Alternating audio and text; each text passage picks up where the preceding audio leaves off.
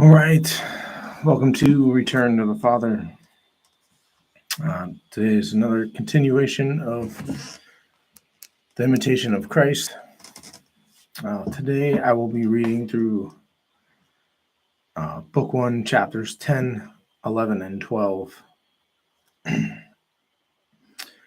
So the first chapter deals with, it's named Avoiding Idle Talk. So shun the gossip of men as much as possible for discussion of worldly affairs, even though sincere, is a great distraction, inasmuch as we are quickly ensnared and captivated by vanity. Many a time I wish that I had held my peace and had not associated with men. Why, indeed, do we converse and gossip among ourselves, when we so seldom part without a troubled conscience? We do so because we seek comfort from one another's conversations, and wish to ease the mind wearied by diverse thoughts. Hence, we talk and think quite fondly of things we like very much, or of things we dislike intensely. But sad to say, we often talk vainly and to no purpose, for this external pleasure effectively bars inward and divine consolation. Therefore, we must watch and pray lest time pass idly. When the right and opportune moment comes for speaking, say something that will edify. Bad habits and indifference to spiritual progress do much to remove the guard from the tongue. Devout conversation on spiritual matters, on the contrary, is a great aid to spiritual progress, especially when persons of the same mind and spirit associate together in God.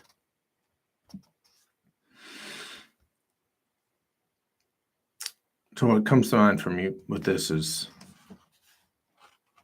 uh, all the sharing that's done online, whether in a small group or sharing, the new adage of being vulnerable and sharing our lives and sharing our wins and losses online.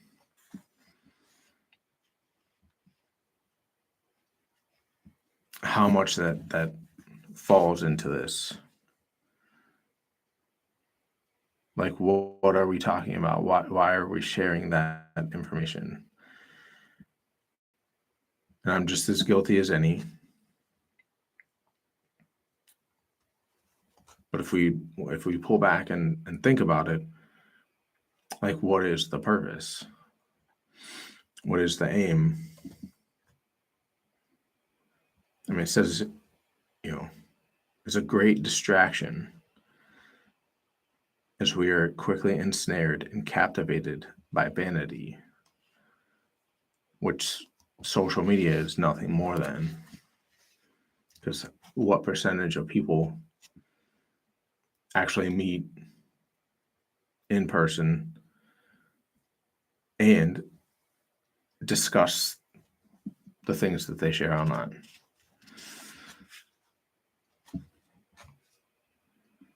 Obviously, we know social media is used for gossip,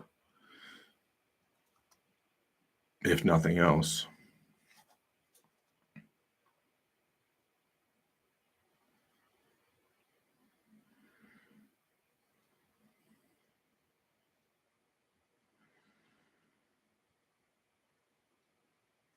When the right and opportune moment comes for speaking, say something that will edify.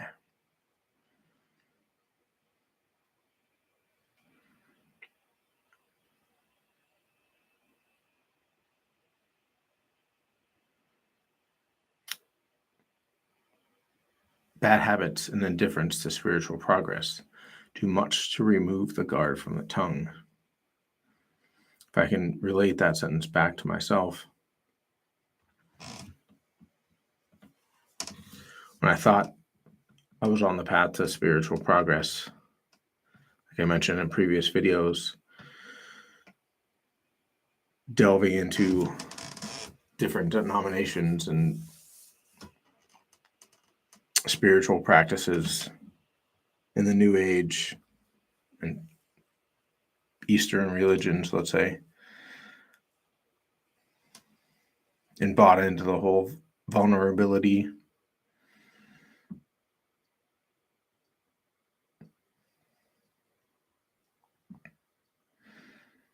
Like I didn't have much guard on my tongue.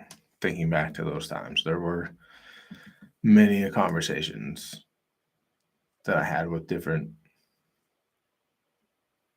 men,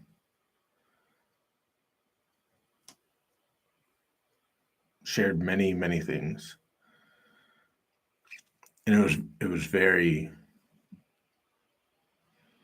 it felt very fulfilling. It felt like I was accomplishing something.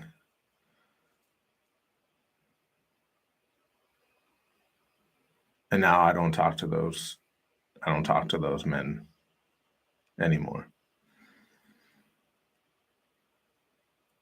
And there's not even necessarily a pathway back to them.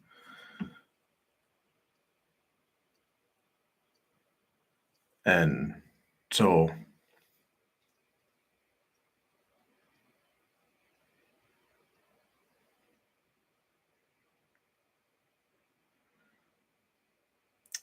even though with some of them we talked about spiritual matters, it was never in the context of Christ or religion. Probably even more so came from a anti-religious perspective, because we had all the answers. We were talking about all the answers. So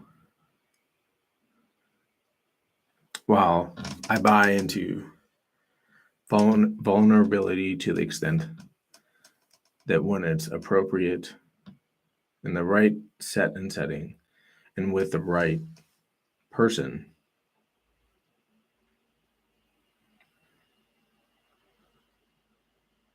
like that's when it's time to be vulnerable. That's when it's time to confess the deepest and darkest and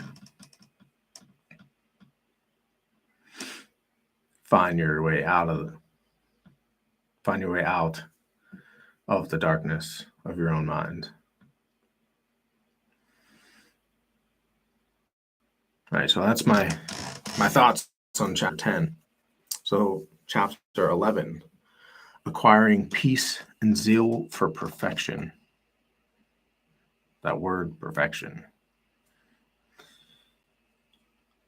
We should enjoy much peace if we do not concern ourselves with what others say and do, for these are no concern of ours. How can a man who meddles in affairs not his own, who seeks strange distractions, and who is little or seldom inwardly recollected, live long in peace?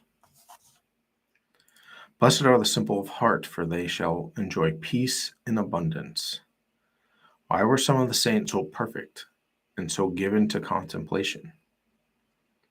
Because they tried to mortify entirely in themselves all earthly desires, and thus they were able to attach themselves to God with all their heart and freely to consecrate their innermost thoughts. We are too occupied with our own whims and fancies, too taken up with passing things. Rarely do we completely conquer even one vice, and we are not inflamed with the desire to improve ourselves day by day. Hence, we remain cold and indifferent. If we mortified our bodies perfectly and allowed no distractions to enter our minds, we could appreciate divine things and experience something of heavenly contemplation. The greatest obstacle, indeed, the only obstacle, is that we are not free from passions and lusts, that we do not try to follow the perfect way of the saints. Thus, when we encounter some slight difficulty, We are too easily dejected and turn to human consolations. If we tried, however, to stand as brave men in battle, the help of the Lord from heaven would surely sustain us. For he who gives us the opportunity of fighting for victory is ready to help those who carry on and trust in his grace. If we let our progress in religious life depend on the observance of its externals alone, our devotion will quickly come to an end. Let us then lay the axe to the root that we may be freed from our passions and thus have peace of mind. If we were to uproot only one vice each year, we should soon become perfect. The contrary, however, is often the case. We feel that we were better and purer in the first fervor of our conversion than we are after many years in the practice of our faith. Our fervor and progress ought to increase day by day. It is now considered noteworthy if a man can retain even a part of his first fervor. We did a little violence to ourselves at the start. We should afterwards be able to do all things with ease and joy. It is hard to break old habits, but harder still to go against our will. If you do not overcome small, trifling things, how will you overcome the more difficult? Resist temptations in the beginning and unlearn the evil habit, lest perhaps, little by little, it lead to a more evil one. If you but consider what peace a good life will bring to yourself and what joy it will give to others, I think you will be more concerned about your spiritual progress.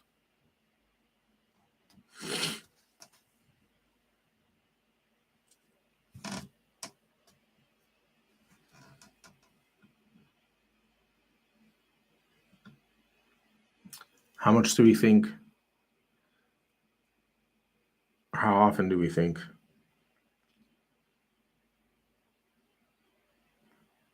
that our problems are outside of us?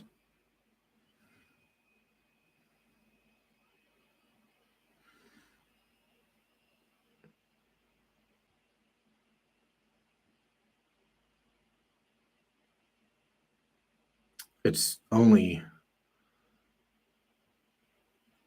the distractions, and the distractions today seem compounded with the technology available.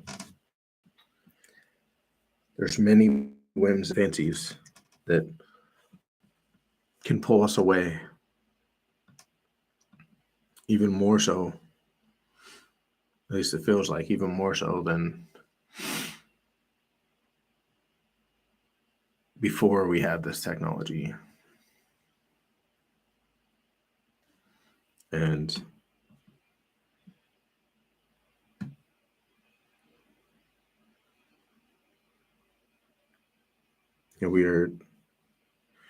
there's a lot of talk in the self-development space of following our passion. And maybe the passion that they're talking about is meant with the best of intentions and the best ideas of what passion is.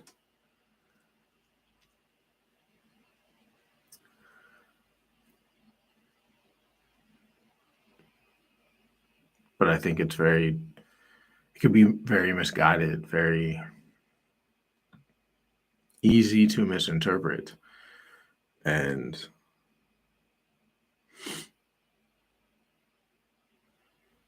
for me, it was, well, if I'm not passionate about it, I don't want to do it. And my job, I'm not passionate about, but it provides for my family. It's provided for my family for a number of years now. And there's something in me, there was a spirit in me that I did not appreciate the position that I was in because I wasn't passionate about it.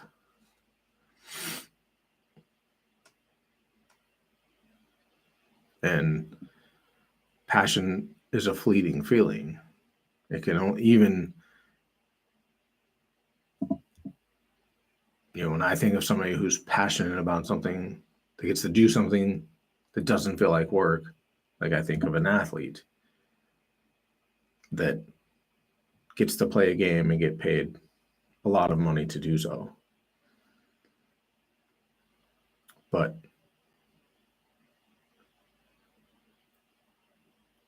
I'm sure,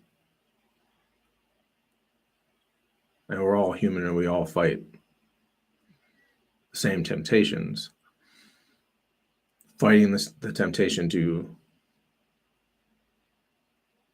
it's story that Kobe was, one of the most dedicated players ever,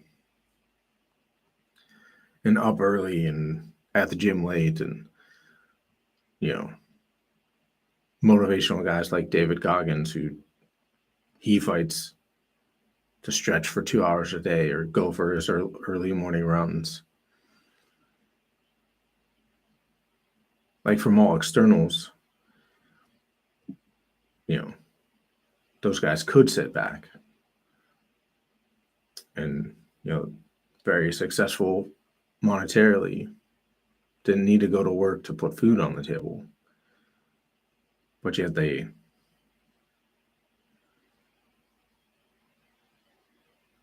crucified themselves on that cross to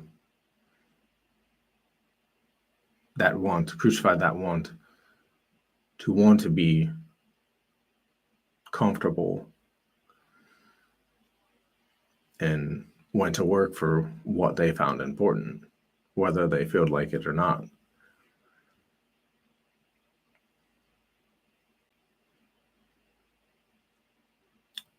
I think a lot of that has to do with your orientation to life. As someone that, for myself, that is a dreamer and thought dreams were the way to achieve success, I often get lost in the airiness of ideas. And I don't necessarily always want to get down in the dirt to do the things when I don't feel like it, to do the things that I know will be beneficial to me down the road. And that's been a lifelong habit.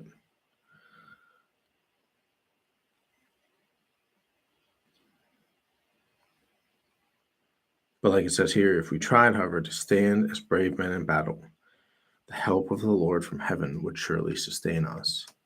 For he who gives us the opportunity to fight for victory is ready to help those who carry on and trust in his grace. So, I haven't had trust in Christ. I haven't had trust in the Father. So I believe that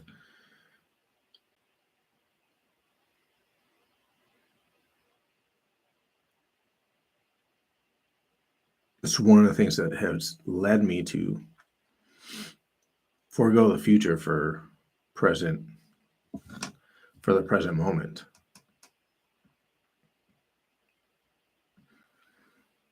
And that's why I struggle with delaying gratification in some areas.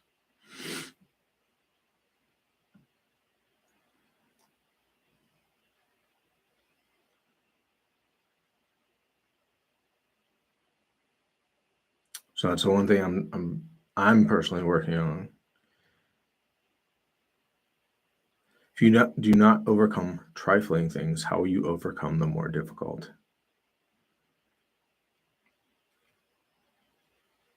It's just small things like eating that extra cookie, getting up early when your eyes first open and not going back to sleep.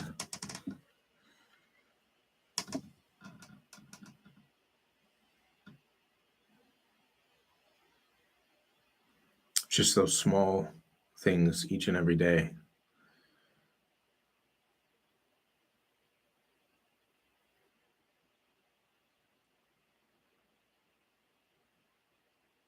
All right, moving on to the 12th chapter, the value of adversity. It's good for us to have trials and troubles at times, for they often remind us that we are on probation and ought not to hope in any worldly thing. It's good for us sometimes to suffer contradiction, to be misjudged by men, even though we do well and mean well. These things help us to be humble and shield us from vain glory, when to all outward appearances men give us no credit. When they do not think of us well, then we are more inclined to seek God who sees our hearts. Therefore, a man ought to root himself so firmly in God that he will not need the consolations of men.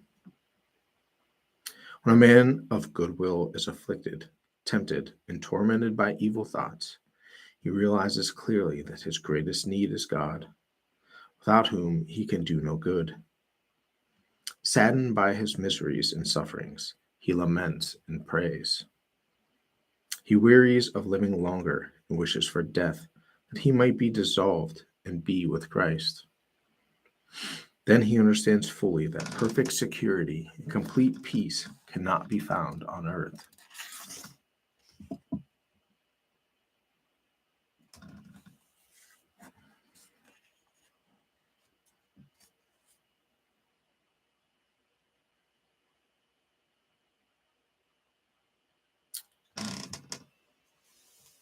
So trying to find peace on earth. Not that that isn't something good to seek, but it is something that we'll never find. So I believe there is something to that is that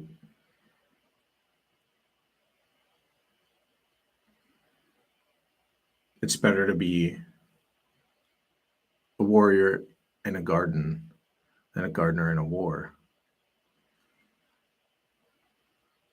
Like this idea of we are on a battlefield, we are in a spiritual battle.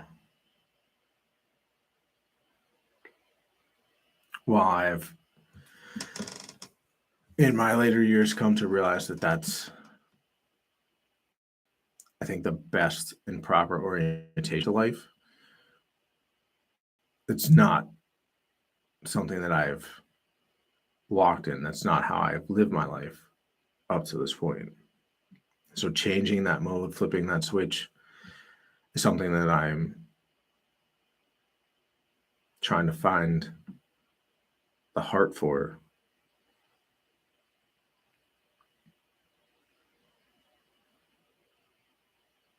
So trying to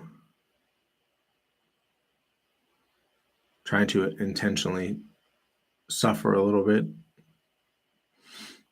in the United States while we have all the comforts and securities that a man can want. I think it's imperative now more than ever to find that change of heart before it comes and makes you change. Because I believe there are changes coming that people will suffer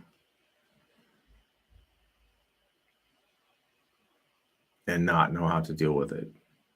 So believing this and knowing this, I believe it's on me to, for my life and for my family,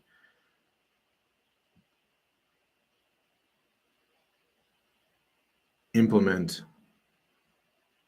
small intentional, suffer intentionally to prepare myself. So I know when the suffrage comes for my family, like I'm able to be the rock and stand firm that they can lean against.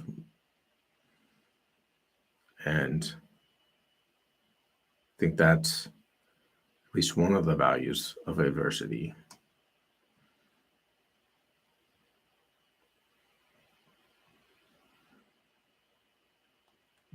And I don't think I know at least conceptually that I need to lean on Christ, who is the rock of all rocks, to be able to stand firm in the faith for my family, so I can be the rock for my people. Because if you lean against an earthly thing, that earthly thing can be swept away. Like Christ can never be swept. Because Christ is bigger than anything. Bigger than anything. Bigger than AI, which is the new monster in town.